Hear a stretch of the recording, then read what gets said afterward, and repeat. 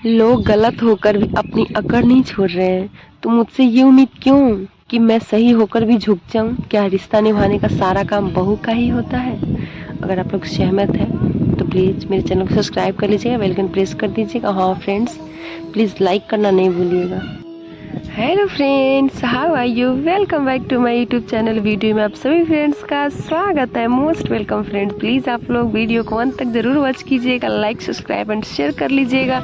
एक स्त्री होती है जब वो विवाह करके आपके पास आती है तो अपने माता पिता परिवार आंगन सब छोड़ती है, यहाँ तक अपना नाम, उसका नाम खत्म, उसका गोत्र खत्म, उसकी जाति खत्म। आपकी जाति से पहचानी जाती है, आपके गोत्र से पहचानी जाती है। मांग उसकी होती है सिंदूर आपके नाम का, हाथ उसके होते हैं मेहंदी आपके नाम का, गला उसका होता है मंगलसूत्र आपके नाम का, पेट उसका होता है बच्चा आपके नाम का होता है। समर्पण कितना बड़ा नारी का होता है। और नारी को जब लोग कह देते हैं कि जाओ तुम अपने बाप के पास, तुम्हारा भी कुछ नहीं है, ये तुम्हारे बाप का घर नहीं है, वाह क्या बात है। जिस नारी ने आपके लिए इतना त्याग किया, आपने बस जरा देर न लगाई और सब कुछ कह दिया। आप तो कह दिए, लेकिन वो याद रखती है और उस समय का इंतजार करती है।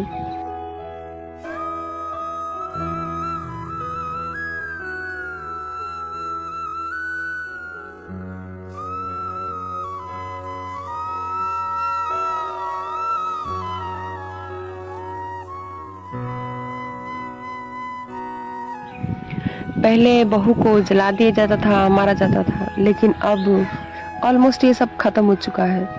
अब न जलाया जाता है न मारा जाता है, अब एक नया पायतरा अपनाया गया है। बहू जब शादी होके घर आती है ना, तो 10-15 दिन तक सबको बहुत अच्छी लगती है। सास को, ससुर को, ननद को, देवर को, सबको बहुत अच्छी लगती है। फिर धीरे धीरे ना सब उसका जज बनना शुरू कर देते हैं, फिर उनमें गलतियां निकालना शुरू करते हैं। बहू क्या कर रही है, क्या खाना बना रही है, कैसे बना रही है, कब खा रही है, कब नहा रही है, कैसे कपड़े धो रही है, कब सो रही है, कब उठ रही है, क्या कर रही है, सारी गलतियां खामियां निकालना शुरू कर देती। वो कैसे चलती है, क्या पहनती है, उनमें कमियां ढूंढ ढूंढ के उसका जज बन जाता है। और फिर होता है एक षड्यंत्र। वो घर में होते हुए भी उसको अकेला फील कराया जाता है। घर का कोई भी डिसीजन अकेले चोरी चोरी चुपके चुपके लिया जाता है। जब भी वो लड़की, वो बहू अपने घर वालों के सामने आती है तो सब चुप हो जाते हैं। उसको मतलब उस घर में होते हुए भी ना होने का फील कराया जाता है।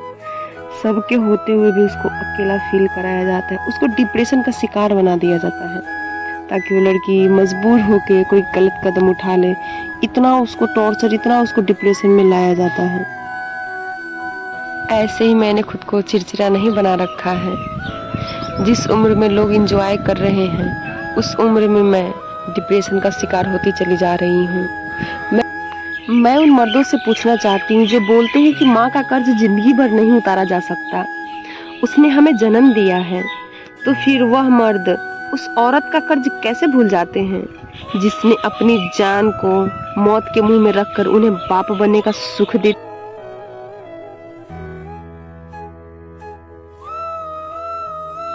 कोई बहू अपने आप बुरी नहीं बन जाती। घर का माहौल ऐसा बना दिया जाता है कि बहू ना चाहते हुए भी अपने आप बुरी बनती चली जाती है। बहू की हमेशा गलतियां ढूंढना, हर चीज में उसकी ही कमी निकालना, पीठ पीछे पड़ोसियों से बहू की बुराई करना, हमेशा अपनी बहू की तुलना दूसरों की बहू से करना, बहू की चुगली अपनी विवाहित बेटी से करना, बार बार उसके मायके वालों पर ताने मारना। ऐसा करने के बाद आपको फिर भी लगता है कि बहू आपकी इज्जत करे, आपको अपना माने, आपसे प्यार से बातें करे। जब आप बिस्तर पकड़ लोगी ना, तब पड़ोसी आपकी सेवा करने नहीं आएंगे, ना बेटी करने आएगी। बुढ़ापे में आपके बहू ही आपके काम आएंगी। आज अगर आप उससे थोड़ी सी इज्जत दे दोगे तो कल वो आपका बुढ़ापा संवार देगी।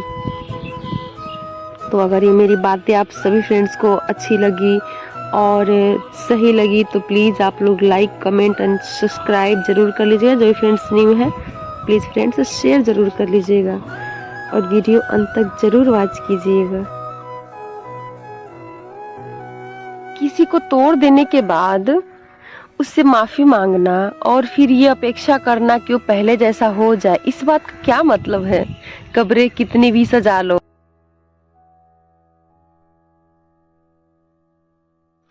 जो लोग बोलते हैं ना कि सास को अपनी माँ समझो, तो वो भी आपको बेटी समझेगी। तो भाई साहब, हम आपको बता दें कि कोई भी लड़की जब शादी करके आती है ना, तो वो हाथ में हथियार नहीं लेके आती। वो सिर्फ यही सोच कर आती है कि सास को माँ और घर को अपना समझेगी, लेकिन सास अपनी सासगिरी दिखा दिखा कर उन्हें बहू बनने पर मजबूर कर देती है, और फिर सास बहू से दुखी होती है और बहू सास से।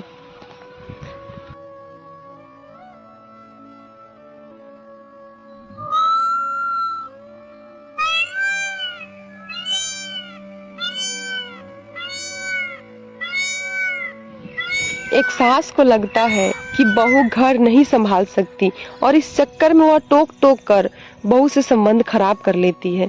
अलग रहने की नौबत आ जाती है। फिर वही बहू अलग रहकर उनके बेटे पोते और पोती की जिम्मेवारी भी संभालती है। जिस बहू को वह कामचोर घोषित करने में लगी थी, अब वह अलग रहकर नौकरी और सारे काम कर रही है।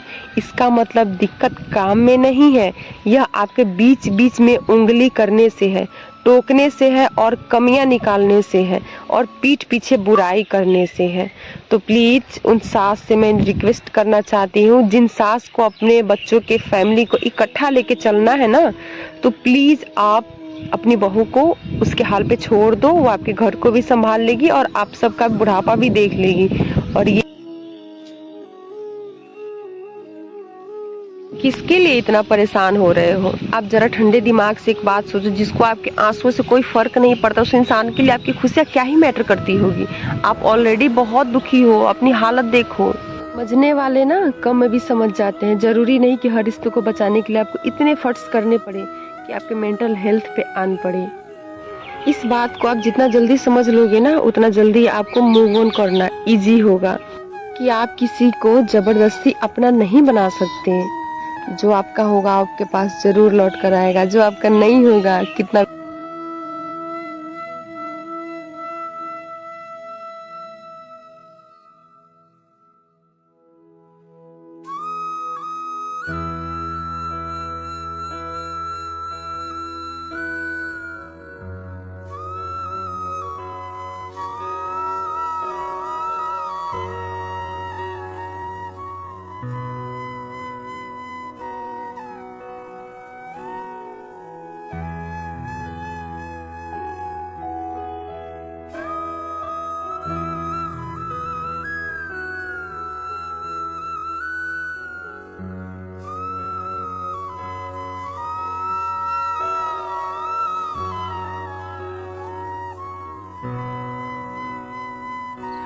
जो सास 30 साल पहले अपने पति को उसके फैमिली से अलग कर चुकी है, जो मायके से जुड़ी है, जो अपने पति का अपमान रोज करती है, और वो सास अपनी बहू को ये सलाह दे रही कि सास ससुर की सेवा कैसे की जाती है, उनको इज्जत कैसे दी जाती है, परिवार को बांधे कैसे रखा जाता है। क्यों बहनों, सही कहा ना?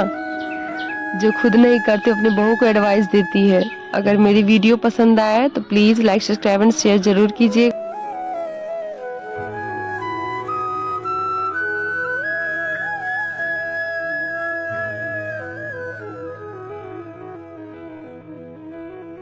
ज्यादातर सास की 8 गंदी आदतें।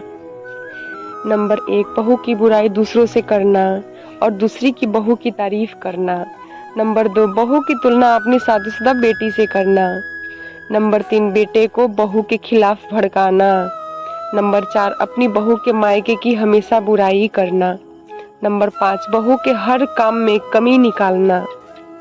नंबर 6, बहू की चुगली शादीशुदा बेटी से करना। नंबर 7, बहू को दहेज के लिए ताने मारना। नंबर 8, बेटे और बहू के झगड़ों में हमेशा बहू को दोषी ठहराना।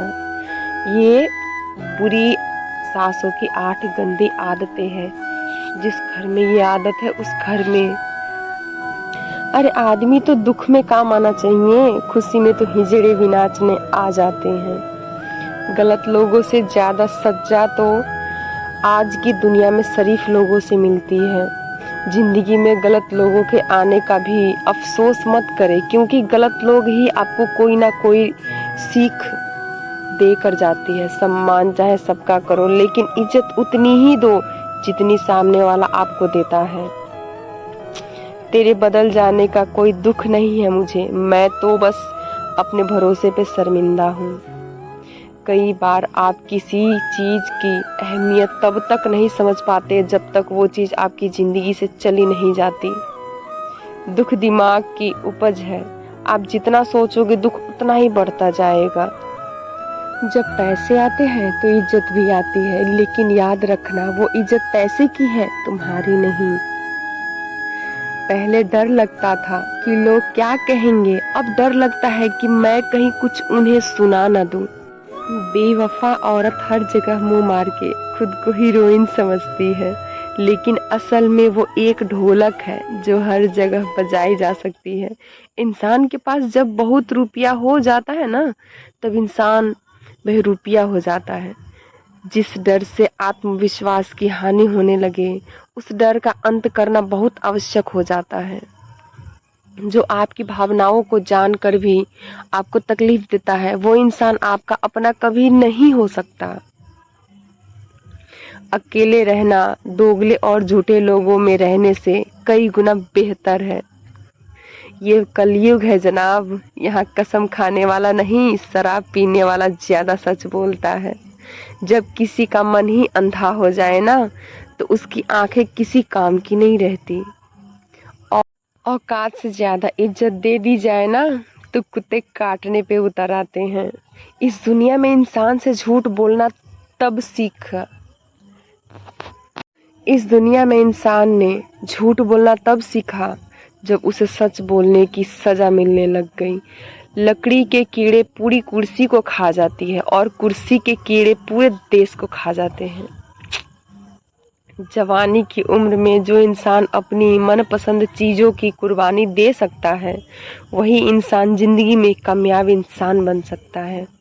जैसे ही लगता है कि जिंदगी समझ आ गई है, पता नहीं कहाँ से जिंदगी कुछ ऐसा दिखा देती है जो हमने सपने में भी नहीं सोचा था। दुनिया में 90% लोग एक पिंजड़े में कैद है, और उस पिंजड़े में लिखा है कि लोग क्या कहेंगे। लोग आपकी उसी खूबी से जलते हैं जिसकी उनके अंदर कमी होती है। गलतियां माफ की जा सकती है, लेकिन जानबूझकर तकलीफ देने वाले लोग कभी माफ नहीं किए जाना चाहिए। हकीकत जान जाओगे तो सब पराये लोग लगेंगे, इसलिए मन में ये वहम नहीं पाल के रखो कि सब अपने हैं। हकीकत जान जाओगे तो सब पराये लगेंगे, इसलिए मन में ये वहम ही पाल के रखो कि सब अपने हैं। जिंदगी ने मुझे इतना तो सिखा दिया है कि किसी से भी किसी भी तरह की उम्मीद रखना बिल्कुल बेकार है। आपके साथ कितना भी छल हुआ हो, कितना भी धोखा हुआ हो, लेकिन अगर आपने किसी के साथ गलत नहीं किया तो आपकी जिंदगी में हमेशा कामयाब रहोगे। आज के ज़माने में तब तक किसी के पास किसी के लिए समय नहीं होता जब तक उसको।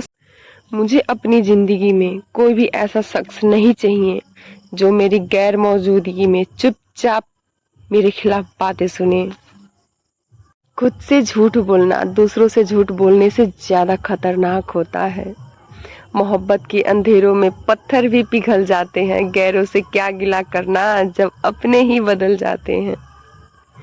इस ज़माने में हर किसी को अपना समझना छोड़ दो, ज़िंदगी में हमेशा खुश रहोगे। राधे राधे फ्रेंड्स। तो जो भी फ्रेंड्स नहीं है मेरे चैनल को सब्सक्राइब कर लीजिए, बेल आइकन प्रेस कर दीजिए और वीडियो को अंत तक जरूर वॉच कीजिए। Thank you so much friends, अभी तक ने आपने मेरी वीडियो को वॉच किया है।